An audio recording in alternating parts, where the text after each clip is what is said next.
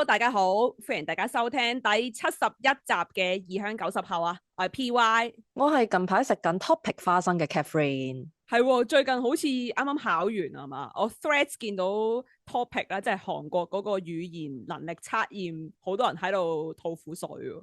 係啊，其實佢由開始之前到考完之後咧，都好多奇形怪狀嘅事件嘅。因為之前韓國咧就政府嗰邊有大火啊嘛，係冇諗過原來個大火會燒到嗰個 system 冧咗嘅咯。韓國呢邊咧就係 print 唔到准考證咯。data center 成個燒咗，仲冇 backup 噶嘛。我好驚嘅，因為我其實嚟緊都準備要用個 topic 成績去延簽啦。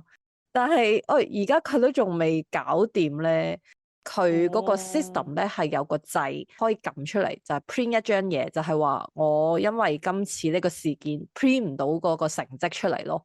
對延簽有冇咩影響？呢個就後話啦。反正我覺得應該解決到嘅，但係有個問題應該令到考生好頭痛嘅，就係話今次考試真係好難咯。據說我已經好多年冇考過啦，因為我對上一次都可能真係我諗有冇10年前，好似有啲誇張。但係我睇佢哋分享嗰啲題目咧，話明明係考緊語言啦，但嗰啲咩閱讀啊、聆聽啲題目喺度講啲唔知咩好複雜嘅問題喎，有啲咩世界文化遺產啱啱登錄咗嘅嗰個地點咧，唔知咩啲咩岩刻畫啦，跟住又唔知咩講圓形監獄嘅道理啦，係啊，即係點解要咁樣設置啊？咁樣嗰啲好似都唔知係咪考緊語言喎。如果喺韓國有讀 KIIP 啦，即係社會統籌唔知乜乜乜嗰個嘅 test 咧，即係你讀完之後你就可以轉歸化，有歸化有乜有成咁樣啦。咁佢考之前其實係要讀嗰堆嘢咯。咁所以嗰個世界文化遺產嗰啲嘢咧，可能會對呢一部分嘅考生有利嘅，或者除此之外，應該其他考生見到都好拗頭咯。我諗係啊，即係考語言啫。咁當然可能其實佢原意係想話，你哋唔好成日喺度背字，即係你哋考好多語言都係噶嘛，成日都喺度買嗰啲唔知咩1000字嗰啲咧，要背晒佢嗰啲。佢可能就想考驗下你係咪真係識得理解個文字個語言，咁啊揾啲你哋基本上冇乜可能知道嘅 topic。咁樣嚟等你睇下係咪可以閱讀理解或者聽得明佢噏乜。咁但就好大爭議就係話，哇！我讀語言要識埋呢啲咩咩藝術啊，又咩科學哲學呢啲咁嘅嘢咁樣。嗱，其實本身學語言咧就係學佢嘅文化嘅，咁所以如果你話有啲乜嘢文化藝術啊、科學嗰啲嘢咧，本來都唔係話好大問題，我自己覺得啦。但係究竟嗰個深度要去到邊咧？即係我覺得全形監獄真係有些少。我自己喺呢度生活咁耐，我都唔知乜鬼嘢嚟嘅，真係真心。即係文化遺產嗰個反而會讀少少咧，即係啱啱所講嘅 KIIP 啦。不過韓國嗰個語言個考試咧，因為我自己咧就有考過英文啦，即係大家都知咧咩 IELTS 啊嗰啲咁樣，日文我都考過嘅，JLPT 係啦，我都有考過。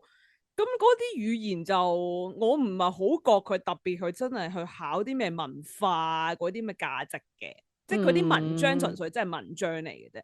但係韓國咧，我哋以前啲集數曾經講語言都有講過，佢好中意考啲唔知咩情啊，韓國人嘅情啊，跟住又講下韓國人啲節日啊嗰啲。其實基本上你有學韓文咧，啲教材必定會講呢啲咁嘅嘢嘅。韓國好中意喺呢啲語言啊，或者係大眾文化上面咧，搞啲文化輸出噶咯。我哋要順便宣揚下，其實我哋韓國係一個好正嘅國家，即係成日都會有呢啲咁嘅情況出現噶咯。但係我自己啦，都會寧願話考 topic 嘅時候會多啲時事題目。我反而係喺大概2-3年前考 topic 嘅時候咧，佢會出多啲類似係環保啊，又或者係啲咩外國人問題咧。which is 係會比較實用少少咯，我自己覺得都係嘅，都唔會無端端問過韓國母語嘅人啱啱冇嚟講嗰啲題目噶嘛，係咪先？可能你問着佢係咩，佢都可能輕輕記，唔係講笑。所以大家成日最中意講就係話，唉，俾啲外國人考啲咁嘅嘢，我都唔知你係韓國本地啲人識唔識答添啦，咁樣係樣噶。啊，有時真係話，哇，個考試究竟係咪真係評估緊呢個語言能力咧？咁樣樣。所以就會出現一個情況，就係我讀完6級之後咧，出嚟做嘢係咧，我好記得我第一日翻工咧，其實我係完全唔明究竟啲人講緊啲乜嘢嘅咯。咁嚴重？真㗎，因為其實我自己咧嗰個公司咧係做 AI 噶嘛，係之前有講過，咁所以係，其實佢哋講嗰啲 terms 咧，講真唔識嘅話就真係唔識噶啦，即係你唔好哦，話係你唔識，我諗係街外人都唔係好知究竟嗰啲 terms 係噏乜嘢嘅咯，咁但係嗯你喺呢個環境工作嘅時候咧，其實就係一大堆呢啲咁嘅 terms 啦，仲要有啲嘅商業韓文啦，即係你平係，時我哋可能學開話咩哦，如果注射喎，即係俾我啊，唔該咁樣。但係喺韓文係，就係請你將呢樣嘢傳遞俾我啦，咁樣，即係佢嗰個係，文化咧，以前嗯嘅世界咧係冇經歷過嘅咯，所以我好多時嗯會覺得哦，讀完堆 topic，讀完6級之後出到嚟咧，反而好似變咗張白嗯，紙，覺得個實用性係零啊，我自己覺得。哦，可能講多少少 background 啦，即係 Catherine 佢啱啱話講到讀到6級啦韓文，佢係大學嘅語言學校咁啦，咁嗯就學到6級嘅話，基本上係最高嗰一級噶啦。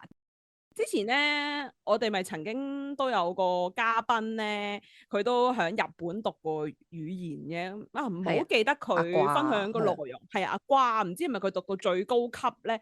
因為我都其實都好想知道，啊係喺韓國讀語言讀到最高級，其實佢教嘅內容同前面有冇啲咩分別咧？即係中級個位置。因為你啱哦啱講佢其實同社會好似脫咗節咁啊嘛，即係我可能 expect，因為日文我知道去到 N1，即係差唔多最高咧，已經係一啲商業用語嗰啲字咧，或者啲對話會特別講到噶，即係例係如你啲店員有陣時啲日文你咪聽唔明嘅，啲咩敬語啊，嗰啲商業用語其實嗯嗯係同平時生活係唔一樣噶嘛，日文係有嘅，咁韓係。文去到6級佢係教緊啲乜嘢咧？嗱，韓文去到6級嘅時候，係教咗一啲你呢世人都唔會用嘅文法咯。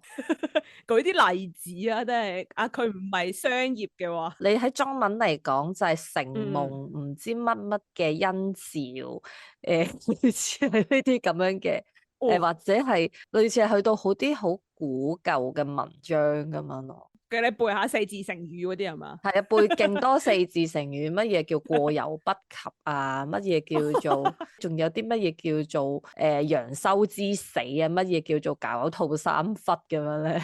哦，嗰啲咩錦上添花，誒成日都睇㗎啦，綜藝節目喺度叫啲藝人講咩四字成語，講嚟講去都嗰幾個嘅啫嘛。嗱，其實我覺得錦上添花呢一對四字成語咧係易記好多嘅，因為佢個漢字係哦，似，但係佢有俗，啲 slang 咯，係啊，蘇州過後冇艇搭咁樣咧。你用廣東話解釋翻俾個韓國人，你都唔知點講啦。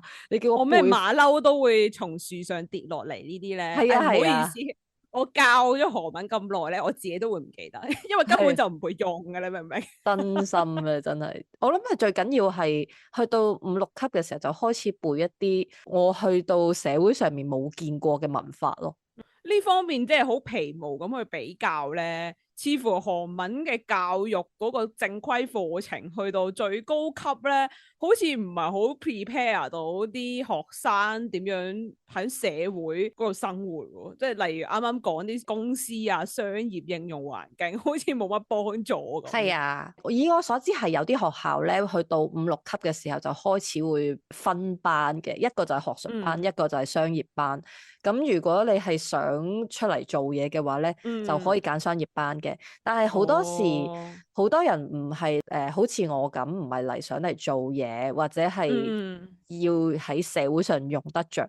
佢哋會係，想嚟讀大學咧，就好多人會走咗去讀學術班，咁去谷 topic 又好，或者係哦，學啲大學可能會用得着嘅 terms 又好，所以嗯，佢哋就哦。會比較上 academic 啲，即係會學翻啱啱嗰啲嗯，咩承蒙唔知乜嘢嘅呢啲舊啲嘅 terms 咁樣，可能你喺個係喜帖上面近排先會見到呢啲 terms，但係除此之外，你平時真係用都用唔着噶咯，真心。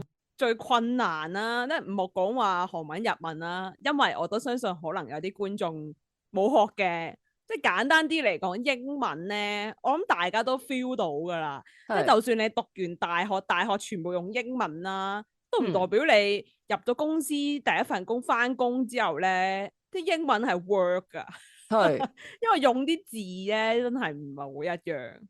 特別係喺香港學嘅英文咧，會比較 template，應該話係比較套語用得比嗯，較多，即係咩 I'm writing to 唔知乜乜乜咧，好多時會俾人笑啊！就係你而家喺度講緊寫緊啲乜嘢，但係係啊。我後尾係出嚟做嘢先至發覺有啲人咧，原來打招呼就係 greetings 就完咗噶咯，即係其實就冇我哋諗到咁複雜啦，但係亦都嗯。我哋以前學過嘅嘢就變咗白紙咯。都冇計嘅，即係嗯雖然香港英文算係我哋教育上面必定會學嘅語言，但嗯我都好好奇想知西方國家教外語咧，即係學校裡面咧，佢用咩方式去教啦？或許可能其實都係一樣，但係即係香港嚟講咧，英文我哋回想翻當年咧。其實都係走唔開，係一啲好格式化嘅嘢，即係背咯就係、係啊，你要背到啲 phrase 啊，或者啲公式化嘅嘢，你要有啲料喺你個腦裏面啊，即係你就算係啊。諗唔到，你即刻輸出嗰句，即係咩 I agree with you，即係聽落去好罐頭式㗎啦，但至少有啲嘢輸出咗先咯，即係我 feel 到個教育係咁樣嘅。因為個語境嘅問題咯，即係特別係我哋呢一輩嘅時候，特別係我自己嘅學校啦，都係中文中學嚟嘅。咁大家本身溝通嘅語言都係中文啦，同埋大家基本上嘅教學語言啦，或者係任何環境，即係屋企環境咧，全部都係中文嚟噶嘛。所以我哋可以接觸英文嘅機會，其實咧係冇想象中咁多嘅。That's why 我哋學英文啦，或者係要準備英文考試，唔好不如話我哋係準備英文考試學英文。冇錯。所以我哋都係背啲嘢入去嘅咯，即係啊，我哋但求今次考試測驗順利，咁我哋背呢啲 terms 就冇死噶啦。所以有陣時係連啲英文老師自己都話，其實呢一堆嘢出到嚟咧冇乜人用噶咯。所以係啊，我諗有啲學生點解即係中學時期唔係咁中意英文咧？即係我諗翻起以前啲可能同學啊，或者啲學校嘅學生咧，即係嗯好無聊啊，就喺度背啲字咧。即係你考試係隻個表咁喺度背啲新字咧，即係都唔嗯嗯。知為乜嘅有陣時，即係好冇成就感咯。哦，係㗎，始終英文係一個責任而唔係個興趣嚟㗎嘛。係係啊，即啊。係你如果你大概揾到個興趣，即係好似我哋好耐之前就有講過，就係你當呢門語言係興趣嘅話咧，咁你會學得比冇咁辛苦咯。咁你學韓文係咪有冇 feel 到個感覺啊？即係嗰個興趣，然之後有冇啲樂趣㗎？調翻轉啦，即係一開始學哦。韓文之前啦，我睇電視劇啊嗰啲嘢咧，學到啲新嘅字，我會覺得好有趣。但係當你會變成一個學習嘅過程，即係你入語學堂又好，或者係後尾因為要做嘢，要學啲商業韓文嗰陣，嗰樣嘢就會變咗係責任咯。咁就嗰陣時就會覺得有壓力，都係背嘅，都係到嗰個時候。都係噶，嗯，我都記得學韓文嘅時候覺得好玩咧，可能係即係韓文有分6級啦，係啊係啊，我諗佢中間嗰2級咧係覺得最好玩嘅。啊係啊係啊，我都講。嗰陣時咧，我之前都有分享過，我有去過美國 exchange 噶嘛，咁我嗯嗯，貪得意咧就喺嗰度 take 咗韓文嘅。咁啊韓係，文咧就每日都要上1個鐘至2個鐘咁嘅，咁佢咧嗯嗯就有分聽講讀寫咁樣嘅班嘅，咁好嗯嗯。搞笑嘅，裡面全部都係嗰啲美籍韓裔啦，即係佢啊，可能識講但唔識寫嗰係你啲啊。之前有講過你，基本上你以為佢哋好好，點知唔得啊嘛。係啊，但係個老師咧又教得幾好玩嘅，即係我覺得純粹係個教學方法令我覺得好好玩咯。會有啲題目俾你準備下去 present 嘅，即係有啲題目咧就幾搞笑嘅，揾篇新聞咁你去講啦，但係要用啲有趣嘅方法去講嘅，即係可能 role play 下或者點咁，跟住上堂又會有啲劇本咁俾你演下咁樣，幾好笑嘅。即係大家係好似遊戲咁咯。就我真係覺得唔係好似學嘅，係比較互動啲。即係我可能估計，因為始終要對啲個樣好似韓國人嘅人教，即係你唔可以好死板咁樣要你背咁樣。喂，人哋都識啦，只係唔識寫啫。係啊，你講起 role play 呢樣嘢咧，我哋讀3級嘅結業功課咧，就係要排一套戲咯。我記得嗰套戲仲要係我自己寫，由於同學仔其實都細我一截啦，咁我自己寫晒成份劇本之後就派俾佢哋，你自己快背咧。好搶喎啊導演！唔係，因為係冇人肯做呢一樣嘢啦。我好記得啦，就有一個係北京嚟嘅同學仔，其實佢真係嚟玩嘅咋，所以咧佢唔會肯去 involve 嗰件事，咁樣就佢就記得每一日要去做 gym 同埋要上堂，咁啊滿足晒啲 credits 之後就翻大陸咁樣啦。咁仲有就係其他學生係因為冇呢個 Google Drive 咧，所以我哋冇得一齊做，咁我索性好似做咗大部分，即係我都冇寫晒嘅。但係由於個劇本係冇得拎上台，佢個老師話要求係要背咗個劇本。哇！哦係啊係啊，嗰陣時我 present 咧，佢都要我哋背㗎，背到幾慘啊！睇下你究竟點樣用嗰個文法啫嘛，因為佢要求你將某幾個文法唔知要用幾多次，類似係嗰啲咁嘅功課。咁個劇本係寫得幾好笑嗰個字幕，但係你話 feel 唔 feel 到個樂趣？我覺得睇嘅人會有樂趣咯，嗰個劇本嘅古仔好有樂趣咯，但係。你問翻我究竟運用嗰啲 terms 係咪好有趣？我又覺得一般般咯。我覺得係嗰個環境一個問題啊，同埋嗰個係結業功課，你唔做嗰件事，你畢唔到業，嗰個都係有件壓力喺度。我諗嗰啲學習個心態都影響到佢究竟有唔有趣嘅。即係你啱啱講嗰啲同學咧，即係佢哋純粹為咗交功課咁啊，一定無趣㗎成件事。係啊係啊係啊！我後尾咧都喺韓國語學堂嗰度有上過2個月嗰啲咩暑期課程咁樣樣嘅。嗰陣時咧就真係有啲返大學嘅感覺啦。係完全同呢個睡魔喺度鬥爭緊。因為佢真係對住本書咧去講，咁當然個老師都好努力咁手舞足動，等你盡量唔好瞓覺啦。但我 feel 到全個課室10個人咧都喺度同睡魔戰鬥緊，9成嘅力量。我以為咧呢啲濃縮課程，因為我自己唔係上濃縮，我上正規啦。呢啲濃縮課程會再有趣啲，原來咁悶嘅咩？都係悶噶啦，即係除非你個心係真係好想，哇！我一定要喺呢個暑假咧要升1級咁樣，好努力咁去讀。咁否則咧係明顯地同我之前啱啱講喺美國學嗰個情況咧係唔好一樣。咁我諗除咗個教學個內容之外咧，個心態都有所影響嘅。係啊，我覺得心態真係好影響㗎。係啊，係啊，如果嗰件事係一個責任一個壓力嚟嘅話咧，即係而唔係一個課後活動咧，咁你只會覺得好頭痛、好辛苦㗎咯。我覺得係啊，為生存而做嘅。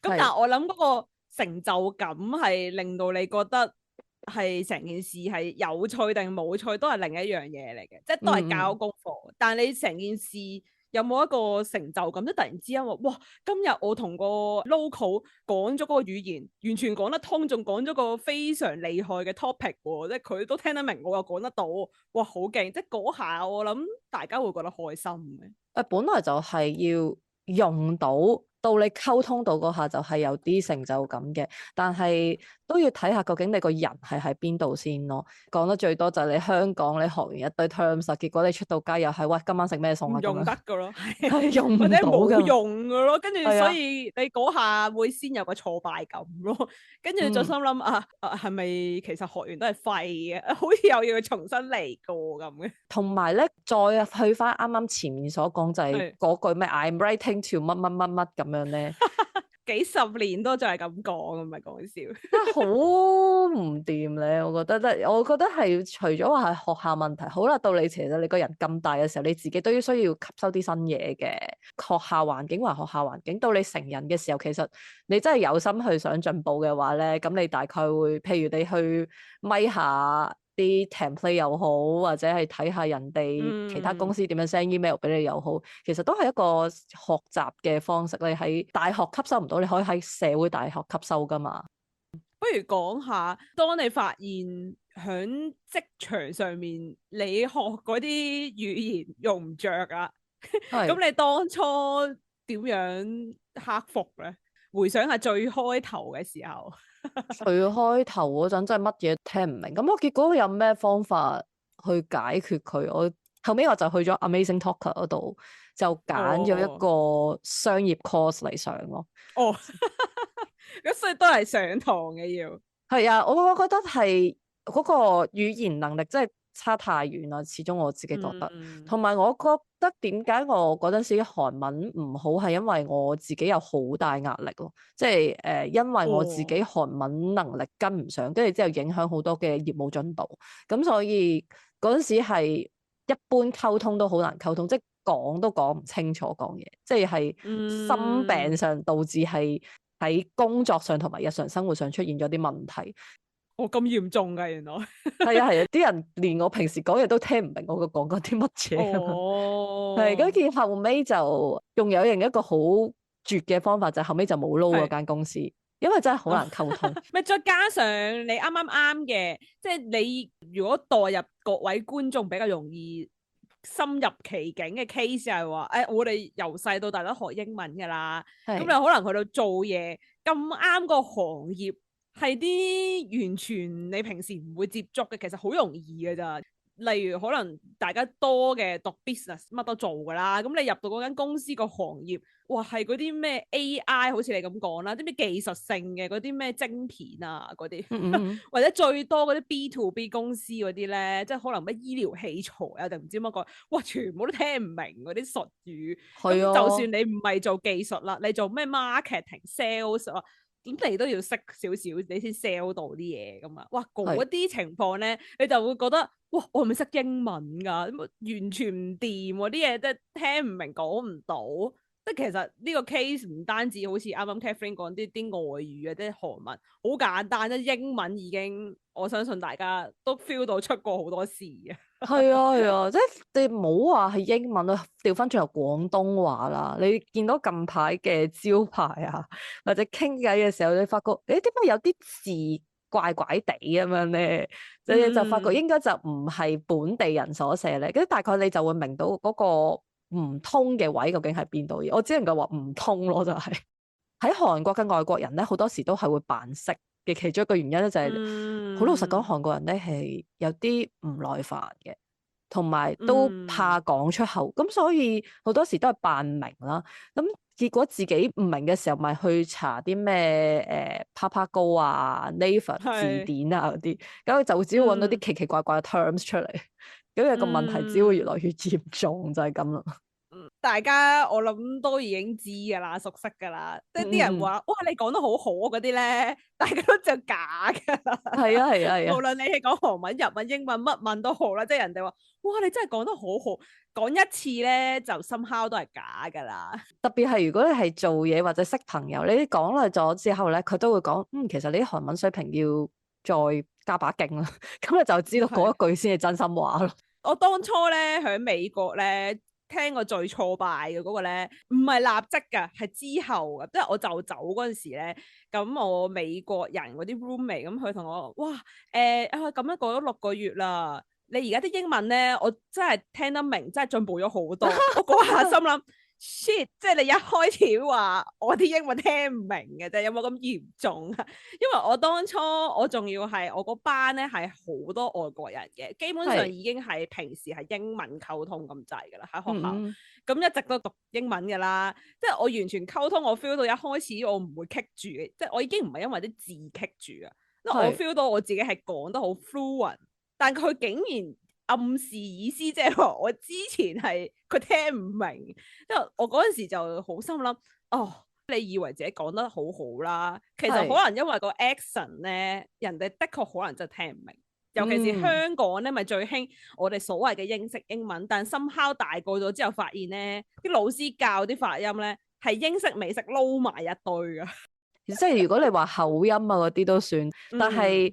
你有一樣嘢係聽唔明嘅，就係有啲啱啱你所講嘅 slang 啊，或者係啲潮語，呢個係真係一個好難翻過嘅文化高牆嚟嘅咯。我認知嘅，但係我深刻我又唔會棘向個位嘅，即係純粹我 feel 到嗰個係應該笑嘅，咁我咪笑咯。但係你問我係咩意思，我唔知啊。我知道我呢講呢個就會笑，咁咪笑咯。咁我又唔會真係強迫自己話，哇，聽到呢個一定要覺得非常好笑，要發自內心咁笑。咁我又唔會咁樣強迫自己嘅。咁所以我諗。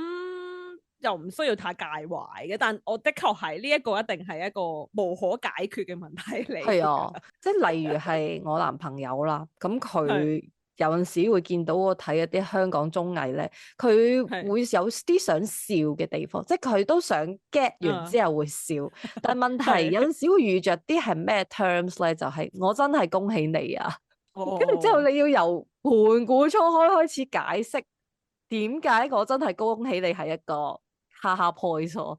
我諗佢都係一樣同我差唔多感覺，就佢聽到呢句嘢知道係搞笑嘅，但要我發自內心咁笑咧，佢又真係好難嘅。就算係聽晒解釋，佢做唔到。係㗎係㗎，你要知道究竟啊大佬係咩人啊，李嘉欣又係咩人啊？點解李嘉欣同大佬無啦啦會出現呢個對話咧？係啊，真係要生活過先至會 get 到咁樣噶咯。如果覺得語言嗰個障礙係喺度咧，最緊要都係啱啱講咗好多嗰啲好挫敗、好負面啲 case 啊。但係我覺得最緊要係無論點都好咧，唔好怕去講呢個真係非常重要。你要不停持續咁樣去嘗試輸出，即係從錯誤中學習。我覺得係一個最重要嘅精神咯。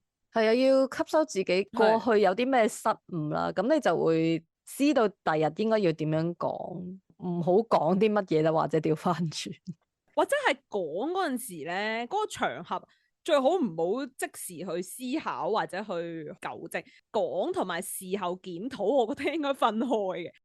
好似你所講啦，個題目或者個 topic 講啲嘢咧，真係你唔係好熟嘅，咁你盡量嘗試去表達，用最簡單嘅字、最簡單嘅 expression 表達到自己想講嘅嘢出嚟先。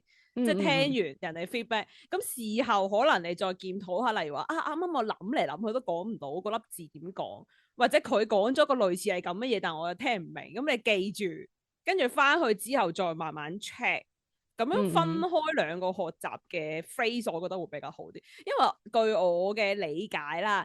大家棘得最多咧，就係當場你即刻棘實咗。例如你好想講，咁啊可能講 AI 話，哇！而家做嘢全部都要用 AI 嚟講啊，跟住嗰啲唔知咩 feedback 嗰啲模式咧，又唔知點講喎，咩 model 啊，唔識講啦。咁你千祈就唔好即刻攞部手機出嚟即係翻譯啦啊！呢啲咩 Gen AI 呢啲咁嘅字咁啊，你唔好即刻 check 個英文點講，或者啊我唔知個 grammar 啱唔啱，即拎出嚟 check。你對面嗰個人明明講下嘢，即聽你講，突然之間喺度望手機撳，一等老半天你都唔講，咁點搞咧？人哋都覺得好鉗咯，成件事，即係嗰個 communication 斷咗啊！因為我覺得最緊要係當下你唔好俾佢斷，無論如何你 keep 住個 conversation 先，講到尾啦，你最後先要慢慢翻去查。咁會比較好啲咯。又或者你可以有另一個嘅求證方法，可以當場 check 嘅，就係你可以直接表達出，呢個 terms 我唔係好知究竟係乜嘢，不過以我所知佢係咁樣嘅。如果有個 terms 可以籠統咁樣概括晒你本身所講嘅，咁啊最好。咁你揼唔到個 terms 出嚟嘅時候，你就可以解釋翻。你係想表達啲乜嘢嘅？咁最尾實會有人幫你兜翻嘅啦，即係例如話翻俾你知啊，我哋係咁樣講嘅，或者係佢 get 到嘅意思。你最緊要係對方要 get 到你想講咩啫嘛。係啊，因為我最近我老公佢自己喺度練緊英文啊，咁咧佢成日都棘住嘅。佢話最棘住係諗唔到嗰粒字係乜嘢，就係我啱啱所講嗰個 case 嚟嘅。後尾都同佢講話其實。你用啲好簡單嘅字改咗出嚟先咯，咁你至少唔使棘住喺度先。可能係可以問對方嘅問題係有陣時可能你嗰個語言能力問問題問到一半，點知個問題自己都棘住咗，即係突然之間講到，因為你要描述嗰件事，你又講得好遠咁樣咧，結果翻唔到嚟，即係會有啲咁嘅 case 啊嘛。即係我心諗其實唔緊要，即係總之你好簡單，有陣時用啲肢體語言過咗先算啦，咁樣。最緊要係通咗先算咯，好多時。係啊，即係唔係叫你亂噏一堆嘢，咁你梗係要正確咁表達翻你究竟想講嘅咩意思，但係可以用啲比較簡單啲嘅 terms 啊，或者哪怕你話要 check，即係你好似啱啱所講咧，如果你用手機撳撳撳嘅話，咁當然都係一個問題，但係你可以即係譬如用啲片啊嗰啲，咁我諗你 check 片可能快過你打字嘅，我諗咁樣示範俾佢睇，咁樣平時啊，其實我就係想講呢個 scenario 嘅。都會易 get 到啲，咁當然最好就係你自己用你把口嚟 express 翻呢一件事，咁會更加好咯。語言講得比較正統啲，其實佢係一個工具啦，即係佢係輔助兩個人去進行一個 information 嘅交流嘅，即係去 exchange 去溝通。咁所以變咗，當然你要真係去考試，好似我哋啱啱所講，你一定要 prove 你識呢樣嘢嘅，即係嗰啲文法用字，咁你一定要啱冇計啦。咁但實際上你考完試，你都係要用嘅嘛，嗰個語言。即係最緊要係用到呢個工具去輔助到成個溝通呢個能力，其實先至係最緊要。which is 我哋啱啱所講話啊，學完之後用唔到。其實就係因為溝通唔到咯，即係最緊要係要肯傾啊，肯用啊。咁我記得以前就係喺語學堂，未去到5、6級嗰啲學埋晒啲之乎者啊，即係出到街用唔到嗰啲 terms 之前啦。咁3、4級嗰啲 terms 真係好實用嘅，咁所以就會好努力咁樣喺條街會同啲姨媽姑姐啊喺度嗲你，係講下。通到係有成就感嘅，係啊，所以 that's why 我咪就係話講中級係覺得最開心嘅咯，學嘅時候。冇錯冇錯。如果真係去到唔講，究竟係出現啲咩情況咧？我就記得曾經我啲同事咧有唔少都係外國人嚟嘅，咁有一次就係我唔小心就入咗另一個國家嘅 team 嗰度食飯啦。由於唔係同一 team 所以本身交流機會冇咁多嘅，咁但係始終都係用韓文啊嘛，咁理論上都唔會溝通唔到嘅。突然間咧，同事 A 咧就拍下同事 B，咁啊咬耳仔講咗幾句，細細聲咁樣用佢國家語言講幾句之後咧，同事 B 就講話：同事 A 咧有個問題想問下你。咁我以為佢係咁神秘咁樣問，以為係咪咩？你結咗婚未啊？點解你會業務上點會出現咗啲咁嘅嘢？即係問啲好敏感嘅問題啦。結果佢問咩咧？你屋企住邊度？嚇？接邊我啲嘢？呢條問題嚟嘅啫。我於是第一個反應，我真係問佢，衝口而出問佢呢個問題應該唔使由阿 B 嚟問你咯，你自己都問到我啦。咁結果就係話。原來阿 A 本身就係一個好怕醜嘅性格啦，同埋佢自問覺得韓文唔好，咁所以只能夠咁樣嚟問我。之前有講過語言咧，即係比較 E 啲嘅人咧係有着數啲嘅，的確係，即係佢唔怕去同人哋溝通呢一樣嘢，嗰個勇氣其實就係一個 buff 啊。即係令到你，即係你例如話住邊，我當佢英文啦，死啦諗唔到點住邊咧。You home where？ 即係你好勇敢咁講，hey you home where？ 冇問題喎，通到，但即係你又好怕咁you 勞半天都噏唔到粒字出嚟，就寫字唔 work 噶嘛。即係我有陣時睇韓國啲綜藝節目咧，咪成日喺度笑啲藝人英文好廢嘅。係啊係啊。咁但係佢有幾個咧，偏偏可能有啲任務俾佢，唔知同外國人講嘢定點啦。佢就係好似我啱啱嗰個例子咁，佢有肢體語言又成咁，跟住講到佢好似有個自信咁樣，佢點都噏啲字出嚟又得嘅，竟然通嘅。咁你嗰下其實就 get 到咯。不如我諗起我阿哥同埋我男朋友啊，佢兩個傾偈啲英文咧，真係唔可以仔細聽嘅，因為全部錯晒噶。但係佢哋溝通到咯，係啊，就係咁一回事啫嘛。即係你唔好話 Asian 啦，其實去到海外，即係去到西方國家嘅時候咧，溝通到就得噶啦。即係你唔好咁執着話，我講完呢句嘢出嚟，嗰句嘢錯晒 grammar， 發音又唔啱，會俾人笑啦。咁其實我自己覺得咧，都係自己 Asian 好中意執埋晒啲乜嘢文法錯啊、口音有問題啊咁樣。仲有香港人啊，好 harsh 噶嘛，出到去啊，唔係讀 Z 嘅，係讀 Z 嘅。咁呢啲其實都通嘅，Z 都啱嘅，係啊。係啦，唔好怕醜咯，最緊要就係學語言真係唔好怕醜。當然啱到 grammar 最好嘅，但係要肯講先至係最緊要咯。That's why 成日話咩識到另一半係外國人，嗰個語言會快速成長，並唔係因為嗰個人係語文老師，純粹係多咗機會講啫嘛。你再仔細聽下佢講嗰啲嘢，啲文化都係錯嘅，但係溝通到啦，係咪先？最緊要係嗰個環境同埋你嗰個心態係真係會影響，要積極啲咯，即係盡量試，即係唔緊要。我諗大家 get 到最有成就感嗰下就係你無論如何努力咁樣去表達，然之後通咗成功咗嗰下，應該我諗大部分人都會覺得開心嘅。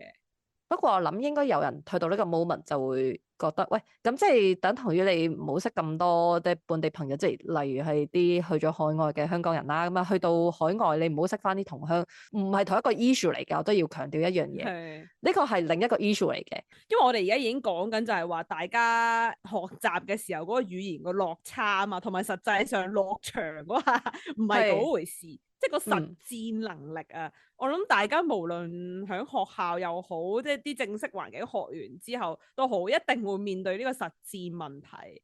咁我之前咧睇 YouTube 咧就睇咗啲內容啦，咁其實佢就係講緊摩門教咧同埋 CIA 咧，即係你嗰啲要員或者係嗰啲傳教士咧，你要好短時間要學到嗰個語言噶嘛，係好勁，大家都應該會好好奇，想知點解會突咗，自己都想嘅。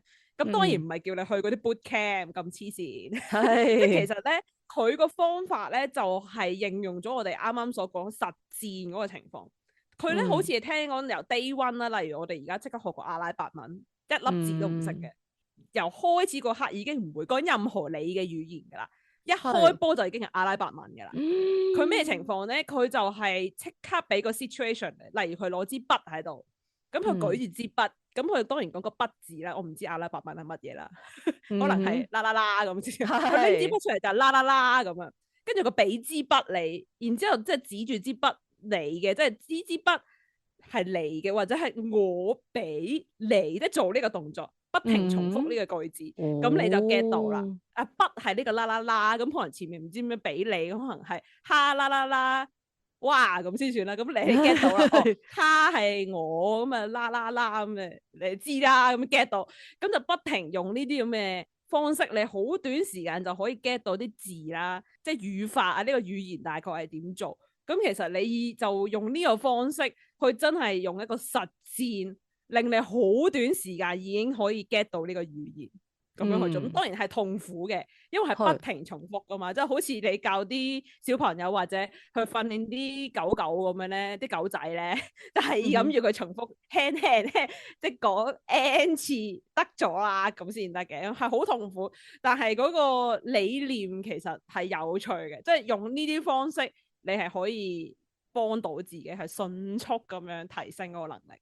不過我自己又覺得啦，即係學語言其實都好關乎佢本身嗰個人嗰個能力係去到邊度嘅，即係唔係話你冇能力你就唔好學，唔係咁嘅意思，而係呢個係一個方法啫，即係啱啱阿 PY 所講係一個快速學到嘅方法，但係好多人其實都會跟唔上，我都幾肯定可以咁講，咁所以我覺得係要揾翻可以啱自己步伐嘅方法啦。咁有啲人可能一日到黑背生字，咁背完啲 terms 就突然間出到街，一開波就可以同佢講嘅，係有啲人係咁勁啦。但係有啲人係要掟去某個環境，冇一個同你有共同語言嘅環境之下，係咁瘋狂同啲細叔伯姨媽姑姐傾咁樣，佢就會有咁嘅成長。我覺得每個人學嗰個語言嗰個方法唔同，但係首先你要肯揾先咯。我都有個方法可以推介俾啲可能係啲 I 人，即係你啱啱話同佢啲咩姨媽姑姐係咁講身體語言點都好咁，呢個 case 啦。呢 case 好似講啱啱嗰個同事佢好怕醜又成，有個方法咧就係你喺個腦嗰度講，例如話我而家同你講緊嘢或者我錄緊音呢個字英文啊，我用個腦諗啊 ，we are recording now 咁喺個腦度諗，你講錯咗冇人知啊嘛。咁你喺個腦度諗，如果棘咗，哎呀死啦，唔記得咗錄音嘅英文係咩添？咁你咪 check 佢咯。咁你不停咁樣做啲嘢，例如話啊，我而家食個包，咁你就諗下我英文食個包點講，即係咁喺個腦嗰度練習。咁到你覺得啊呢個話題我 OK 啦，下次可能咁啱你同個人講嘢，跟住講啊你做緊咩啊？啊食個包，咦得。咁我講過嘅，咁就可以即刻輸出咯，可以咁樣試下嘅。本來就係語言要喺你個腦度思考過，咁你先至會比較容易輸出嘅。即係你背嘅話咧，都係叫做硬食咗佢。咁究竟你有冇消化嗰件事咧？咁見大家英文水平咁好，就知仲未好消化啦，消化不良緊啦。所以我前面就有講過，你睇下你嘅興趣有冇英文版。我記得我前面就有講過，就係我自己中意睇體操，所以我就會睇外國嘅直播，去睇下人哋點樣去解釋，或者係點樣去讚嗰啲運動員做得好咁樣咯。哦，我都係，我韓文因為大家都知我學好耐啦，咁點樣再進步咧？其實我而家回想起我幾年前咧，就係去聽韓國嗰啲 e-sports 咧，即係嗰啲打機電競嗰啲比賽，我聽佢直播嗰啲評述。即係如果大家可能有開過或者就大家有睇過，知道韓國嗰啲評述講得幾快，係一輪嘴係 B B 叭叭不停咁講。咁好彩嗰個遊戲我本身係識嘅，即係雖然唔係韓文，咁但係聽得多咧，你要跟到咁多粒字咧，你慢慢聽咧，你就發現咦勁咗啊自己，即係個聽嗰個能力唔使字幕咧係聽得明。會係好似啱啱 Catherine 個 case 咁樣咯，即係揾到啲興趣，你慢慢即係當背景音樂又好，即係純粹係你唔需要每粒字都喺度查嘅，即係純粹係等你個腦嗰個刺激，好似做緊啲物理治療咁咧，係咁用啲電流輸出咁樣去刺激下去咧，的確係有幫助。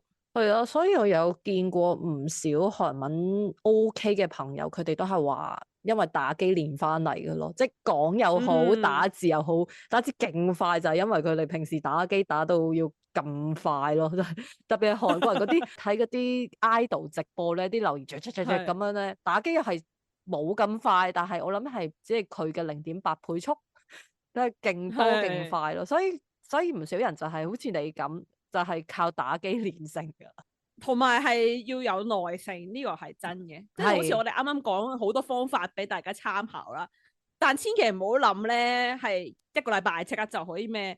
好似 N 年前嗰啲廣告咩一個月學成外語嗰啲咧，唔係佢啱啱我講嗰啲咩 CIA 摩門教嗰啲 bootcamp 咧，就冇乜可能噶啦。即係你啱啱講話啊，要多啲聽多啲講。至少都好幾個月、半年時間起跳嘅，咁你幾時會發現自己真係有進步咧？我諗你唔會係咁 check 嘅，但好似啱啱我分享個 case，去美國 exchange 6個月之後，嗰個美國人同我講：哦，我終於聽得明。可能就係呢6個月時間，你突然之間回想起，發現哦，咦，我6個月前好似做唔到呢件事喎，6個月後突然之間得咗。咁你嗰刻先至醒覺啊！原來我呢幾個月嘅努力係有成果咁樣。咁你翻工嗰個 case 咧，你有冇突然之間叮一聲發現自己得咗？我覺得係脫離咗第一間公司之後，第二間公司講韓文嘅能力好似係好咗好多嘅。我覺得即係心理壓力啦，同埋嗰個環境唔同啊，都係一個好大嘅影響咯。嚟到而家呢間公司，基本上就冇乜嘢溝通嘅問題，基本上。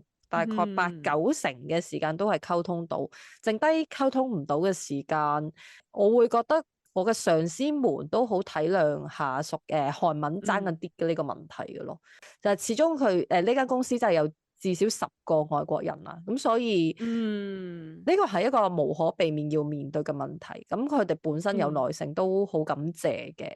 我特別要講一樣嘢就係，即係我有講過。韓國人其實係好冇耐性嘅呢件事咧，佢哋唔知嘅。但係咧，我只能夠話我上司係一個好識講嘢嘅人。我有一日同佢講一大輪嘢，我睇個表情，佢好明顯係聽唔明嘅咯。佢一定係聽唔明我講嘢，但係佢默默咁講嗰句就係話：我覺得你呢個 idea 應該唔錯，你不如 send 個 message 俾我，組織好再同我講一次啊。跟住我第一個反應就係。